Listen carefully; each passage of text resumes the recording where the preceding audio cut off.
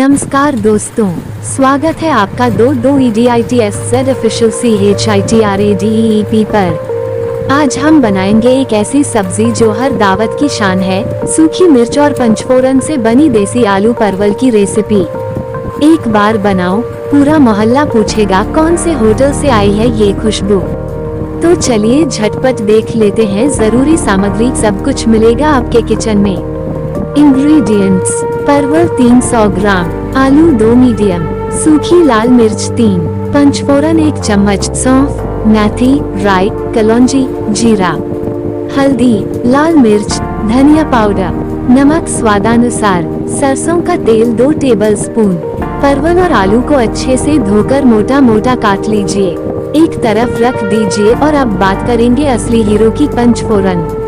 अब कढ़ाई में सरसों का तेल डालें और जब तेल गरम हो जाए तो डालिए सूखी लाल मिर्च और पंचफोरन और सुनिए ये खुशबू, वाह। अब आलू डालिए और 3 मिनट भूनिए, फिर परवल डालिए और ढक दीजिए। मीडियम आंच पर 7-8 मिनट तक पकने दीजिए।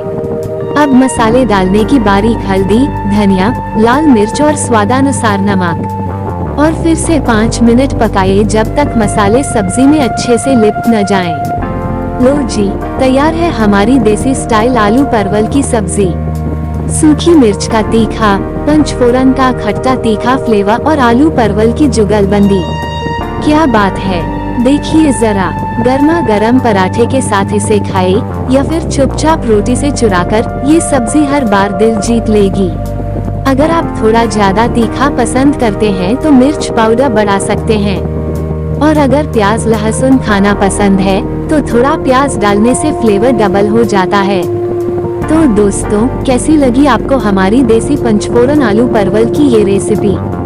कमेंट में जरूर बताइए। अगर आप भी देसी खाने के दीवाने हैं तो सब्सक्राइब कीजिए दो EDITSZ ऑफिशियल CHITRADEEP, क्योंकि यहाँ हर रेसिपी में है मस्ती, स्वाद और देसी तड़का।